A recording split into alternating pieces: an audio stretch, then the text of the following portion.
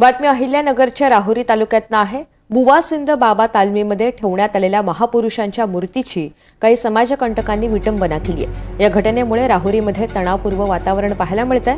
आरोपींना कठोर शासन करण्याची मागणी आमदार संग्राम जगताप यांनी केलेली आहे।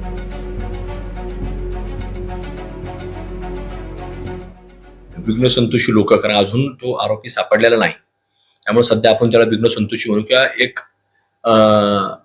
काही वेगळ्या विचाराची लोक महाराष्ट्राला मानत नाही आणि त्यांचे निश्चित काहीतरी वेगळे पाकिस्तान जे विचार आहेत, पाकिस्तानी विचार जे आपण म्हणू शकतो, तशा विचाराच्या लोकांनी मूर्तीला त्यांनी विटंबना त्या ठिकाणी केलेली आहे। त्यामुळे निश्चित रूपानं राहुरी तालुक्यामध्ये, संपूर्ण राहुरी परिसरामध्ये अगदी राष्ट्रीय महामार्ग देखील तिथं बंद करण्यात आला। लोकांचा उद्रेक त्या ठिकाणी झालेला आहे आणि या अशा विचाराच्या लोकांमुळे असं घडतंय।